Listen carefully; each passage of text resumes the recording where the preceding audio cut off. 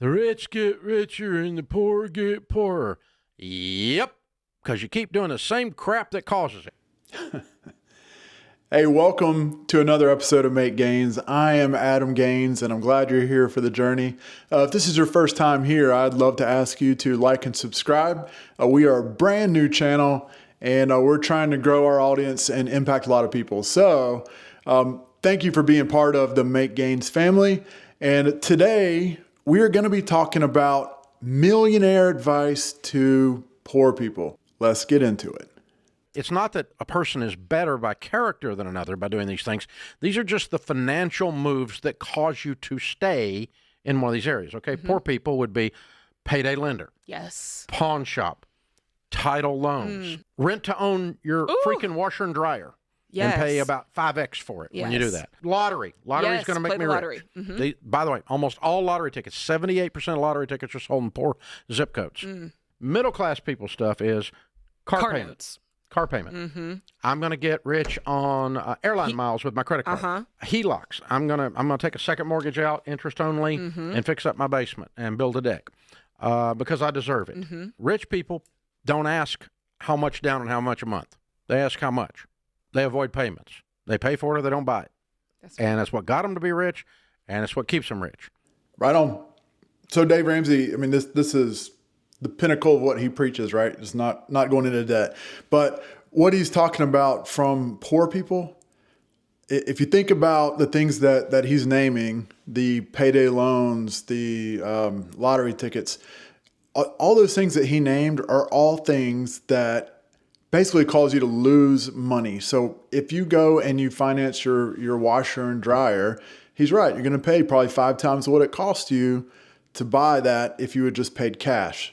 So, you've heard me say this in other videos, and I'm going to keep preaching it because this is in my opinion, the key to becoming wealthy is not buying things that you can't afford. And if you don't have cash, that means you cannot afford it. Let me say that again. If you do not have cash, that means that you cannot afford it. So what you need to do is if you need a new washer and dryer, you either need to fix the old one, okay? Or you need to take money out of your savings to buy that washer and dryer because you've done a good job saving money, preparing for something like this. Because, there's always going to be something that happens, right?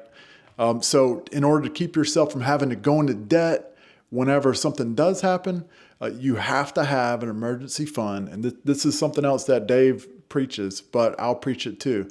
Because I have been the person who's impacted by those emergencies, causing me to have to get a credit card loan or borrow money from our 401k, which is a bad idea. So these are things that poor people will do. So practical advice up front.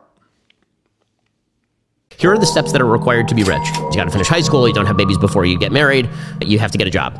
If you do those 3 things, you will not be permanently poor in the United States by all available metrics and evidence. That's the first step. Then to actually get rich, you have to develop a skill set that people want from you. Wealth lies at the nexus of 3 things. The things that you're good at, things that people want from you, and things that you're passionate about. In that sweet spot is where the money is for you, and that can be in virtually anything. It really can be, because this is a giant country, and it's a huge international economy, and there are niche markets in pretty much everything. I know people who are loaded as plumbers. I know people who have made an enormous amount of money by starting like cell phone kiosks at the mall. Yeah. I know one person in particular, a good friend of mine, he literally sold a company for hundreds of millions of dollars. He started off by selling like cell phones at a kiosk in the mall. You can do these things, but you have to find that nexus. Yeah, Ben is spot on. And the stats that he's talking about as far as not being poor in America, the not having a baby before you're married. I mean, the numbers show that women who have babies before they're married are typically in poverty. And we could argue the reason for that, but if you're looking at this practically, it's very easy to see why having to raise a child by yourself is going to be a big burden on you financially, okay, among many other things. But that was his number 1. Number 2 was to get married, and that's because married families are on paper more successful, right? So all these things are statistically that he's talking about. But the other one was have a job, Very simple, right? Then he goes into, so that was to not be poor. Okay, so you don't want to be poor. Don't do those 3 things. But then he starts talking about have a job that, I forget how he positioned it, but basically what he's talking about is ikigai, which is finding the place where your skills and your interests meet, and where you get enjoyment from. And if you can find a job that fits that, then you're going to be much happier, which means you're going to want to put more of yourself into that job. You're going to want to work longer hours, maybe. But you're going to want to build on that career versus try to get out. So there's a book on Amazon. It's called Ikigai. Check it out. And it walks you through how to find that. So it's pretty good. And then the other thing he mentioned was having a business. And so, I believe by and far, if you want to be ultra rich, most people do not become rich working for somebody else, right? You're not going to go get a job 9 to 5 and become really, really rich. You could make millions for sure. You can have a 401k, you can save money, you can have investments on the side, all that stuff. But to build big money, having your own business is the way to do that. So 100% agree with Ben there. Do you want to be the first millionaire in your family? Here are my 3 best tips to help you achieve it. Number 1, when your friends invite you for a night out, don't go. Save your money instead. Number 2, when you're tempted to watch some Netflix, stop yourself and instead work on a side hustle. Number 3, when you want to buy designer gear just to show off, don't do it. Instead, invest in assets to make you more money. 5 years of doing this will buy you 50 years of free. Yeah, so Marcus is right on. If you go out with friends all the time, you're going to spend tons of money. I've been there, done that. You go out, it can easily, depending on where all you go, it could easily be hundreds of dollars. Okay. I don't recommend doing that. Next up, he said, don't waste your time basically, right? So instead of choosing to do Netflix, work on your business. This is a hard one, even for me. But we all got to make gains by making these decisions whenever it counts. And then lastly, get yourself that side hustle, right? So hopefully we all have a job. Hopefully we all have income coming in. But what can really make the difference is getting something extra. So if you could start making an extra few $100s, $1,000 a month, and then save that money, that will make a tremendous difference in your future. People are broke and poor not because of where they live or what they do for a living, but it's because of their mindset. Because it doesn't matter where you live, you find the poor, the middle class, and the rich. And the difference is right in here. So whether you think you can or cannot become rich, either way, you're right. So remember that. Absolutely. If you think you can't, then you won't. But if you think you can and you put your mind to it, you can do anything. At least that's what my dad always told me, and I believe it. So the first lesson of getting out of poverty is 2 words. It's my fault. You basically have to own everything that passed to this moment. So all the pain that I've gone through, all of the Mondays that I've missed, all of the diets that I've skipped, all of the savings I haven't made, all of those are not my dad's fault, my mom's fault, my circumstances' fault, the country I was born in's fault, the zip code, any of those things' fault. It's just mine. And the thing is that people have this belief that because they have a strong argument for why it's something or someone else's fault, that somehow helps them. And it just doesn't. Because whatever you cast blame to is where you also cast power to. And so if I say, I can't succeed because my mom didn't love me, guess who controls me? My mom. And so if you also replace my mom with a race, a gender, a political party, whatever the thing, I can't succeed because of Trump's laws. I can't succeed because of the radical left, because of wokeism, because of whatever. You actually give that thing more power in your life than you give yourself. And this is what's so deceiving about it, is it's very self-fulfilling, is that you get more evidence and then you get more confirmation, you get more evidence, you get more confirmation, and the more your life sucks, the more you're confirmed that you were right. But do you want to be right about the fact that your life sucks? Or would you rather, there's I think it's an old Zig Ziglar saying, he said you can either be right or you can be rich. And I mean, it's simple, but this is what he was getting at, is that you can say, you know what? You are right. You're right. But in order to be rich, you need to let that go. Because every day you say that I'm not successful because of this, it means because this now owns you. And for me personally, that realization that the thing that I hated most in the world, the things that I blamed for why my life wasn't the way it was, and just realizing that made me angry. But through that anger, I was able to say, like, I will succeed despite the fact that my dad said this, or my mom said this, or Barack Obama said this, or Trump said this, or the woke left says what. Despite that, despite the fact that the chips are stacked against me, I will still win. So Alex Hormozi is spot on that we have to take accountability for the things that happen in our life. Okay, so some things are, they feel out of our control, but what is in our control is the power that we give things in our life. And there's a cool resource called the Accountability Ladder. I might throw it up here, but basically what the Accountability Ladder shows is that on the low end of accountability, we have things that keep us from achieving our goals. Okay, so some of those are things like saying I can't do it. Okay, so you're saying you don't have the ability to do it.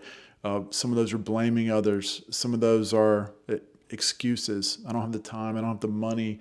I'm not smart enough. I'm not good looking enough. Whatever it is. And then there's also wait and hope. That's on the low end of the accountability ladder.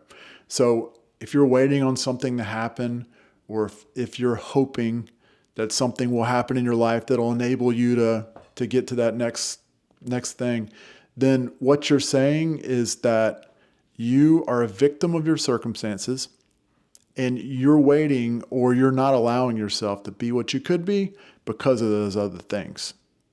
Okay? On the top side of that is you acknowledge the reality of the situation, okay, which might be, I don't have much money. I don't have a lot of time. I'm not as smart as someone else. Okay, that's probably not true. But if that's the reality of it, then acknowledging it is important, because then you know that you're up against some challenges, right? So what does that mean? It means I've got to earn more money. It means I've got to carve out more time.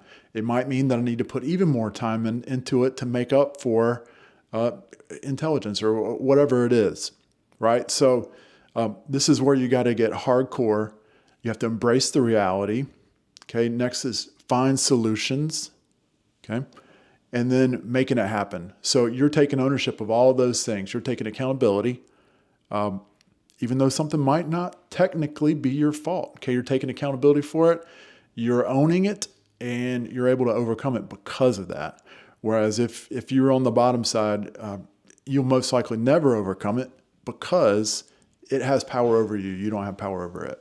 Poor people get money and they start calculating debt they could pay off, the new furniture they could buy, the trips they can go on, the new car they could lease, etc. They essentially spent the $1 million before it's even finished the wire transfer. The wealthy person doesn't rush to do anything with the money and starts considering, based on their allocation in their portfolio, where can I get the best return that makes the most sense for the long term. They don't think of acquiring more stuff. They think about it working for them. Poor people use money to consume. Wealthy people use money to create more money. That is the big difference between poor people and wealthy people. Yeah, so we all know people who they talk about my tax money's spent even before I get it, right? These are things that we have to think about in how we're viewing that money.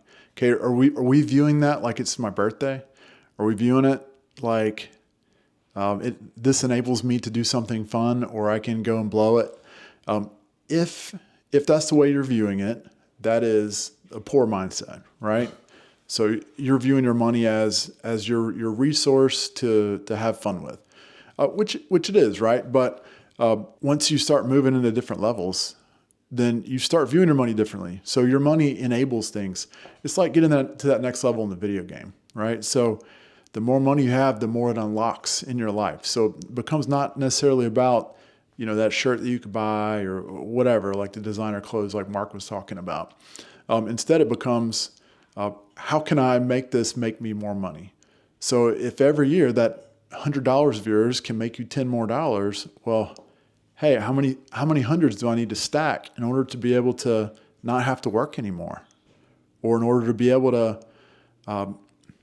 buy that vacation house or whatever it is, right? But you're unlocking that next level, And that way of thinking, changing that way of thinking will help you to grow your wealth, and it'll enable you to get to that next level. There's one thing that millionaires do different than every single one of you, and it's the way they view money. There's a scale of how people view money, with poor people on one side, billionaires on the other. Poor people see money as a way to pay bills. Their goal is to earn an income, to punch their time card, make money so that they can go home, pay their bills, get their subscriptions, and live a life that they want to. The middle class, as you're working up the scale, they start to understand it, and they view money as a way to build credit and get loans so that other people are paying for their lifestyle. They want that 800 credit score so that they can go buy that rental property, so that that rental property can cover their $100,000 boat and they can get out on the weekend with their friends. The millionaires and billionaires view money completely different. They view every single dollar that they make as a little worker whose job is to go make them a little bit more money. Every single dollar they deploy, that little worker is going to go out there and make them 10 cents in return that year. And the way they view money is made to convert into assets. Assets are there to earn me money. And when they start thinking that way, that every single dollar that comes in, I want to deploy immediately to start earning me more money, creates generational wealth. This is going to take years to happen, but through financial literacy, you will slowly start to view the world through the eyes that these people have, and you will start to play a game that's fun because you're winning, rather than a game that you feel like is rigged to play against you. That's exactly what we were just talking about, right? It's that army of dollars. If you ever listen to the Money Guys show, they talk about your army of dollars and how you need to be putting those dollars to work, right? So your army's going off, they're winning battles for you, and they're bringing home more dollars, which that's how you get to retire. So that's why we want to be saving more and more and more while we're younger, in order to be able to retire and be able to live a comfortable life. Myron Golden here. I want to share with you the 3 biggest mistakes that keep families poor. One of my friends and one of my colleagues and one of my students said a while ago, she said, you may not come from a wealthy family, but a wealthy family should come from you. Wow, what a great thing to say. In our family, I didn't come from a wealthy family. Thank God a wealthy family is coming from me. And there are 3 biggest mistakes that I see that keep families poor. Number 1, they don't have a family business. Family business is a business the family works together towards a common goal. Even the kingdom of God itself is a family business. Jesus said, I must be about my Father's business. Number 2, they don't work well together. And the reason they don't work well together is people are different and it requires work to work with other people. And the third reason most families are poor, they don't support each other when they have a good idea. Don't make those mistakes and you'll be glad you did. So have a family business, work well together, and support each other. I love it. And, you don't think about that. Jesus was part of a family business, right? He was about his Father's business. I never thought about that before him, but it's a good word. So anyway, I hope you enjoyed today's show. Again, if you're new here, like and subscribe.